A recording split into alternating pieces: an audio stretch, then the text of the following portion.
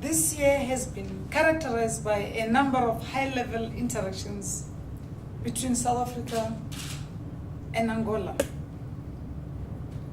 This is the year of Oliver Reginald Tambo that we are celebrating in South Africa.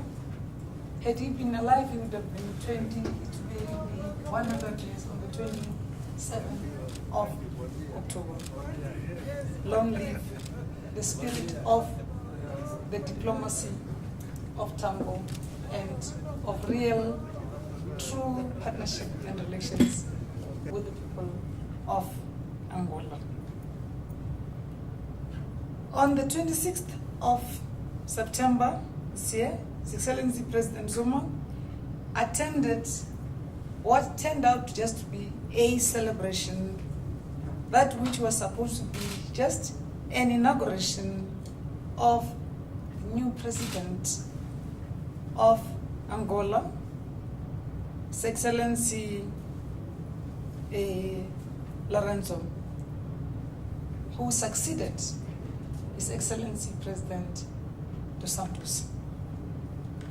To this effect, President has invited His Excellency President Lorenzo to pay a state visit to South Africa from the 22nd to the 24th of November, and President Lorenzo has accepted with humility, and we are grateful for that, for the invitation. This will be his first state visit, meaning His Excellency President Lorenzo, to our country after his inauguration, the first state visit outside Angola. Of course, he's been to other places on working visits, but the first official state visit is to South Africa. His Excellency Manuel Domingo Agusto and I also spent some time together 3 weeks ago, and we discussed not only our bilateral relations but also issues and matters of peace and security in our region, as we are the current chair of SADC, and Angola is the current chair on the organ troika for peace and security in our region. You will be aware that our two countries have strong historical and fraternal ties dating back from the days during a period of liberation struggle when Angola housed and supported South African liberation cadres in various camps in that country.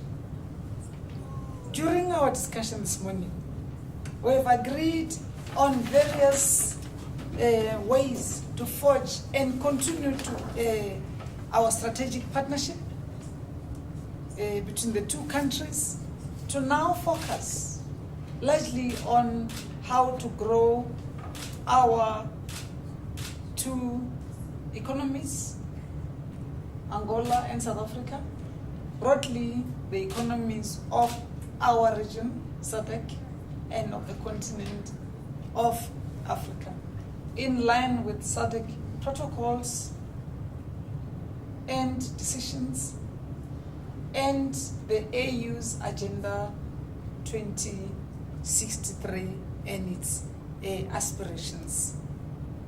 So Angola is still on a journey of reconstruction and development. So do we. So we've got a lot that we can continue to share.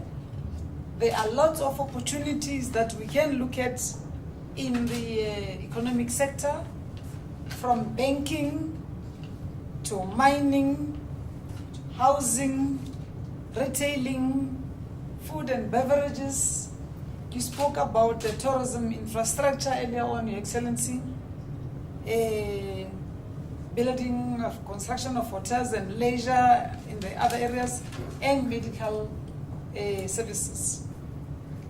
To this end, we also looked at some bilateral agreements that we have lined up to be signed on the date of the official talks between the two heads of states.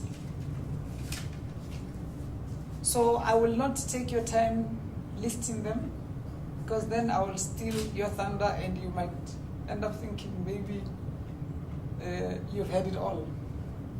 But they are all very, very important. Amongst them is issue of ease of travel between our two countries.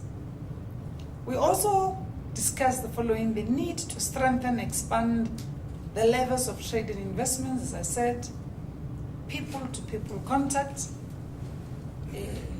SADC, I've already mentioned earlier on, and we reaffirm, Your Excellency and dear brother and comrade, the warm relations between our two countries.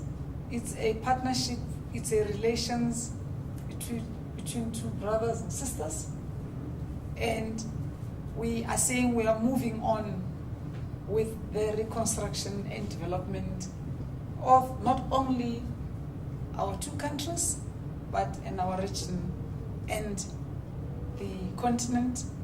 We will continue to cooperate and collaborate on all matters of mutual interest, as we did during the most difficult of times.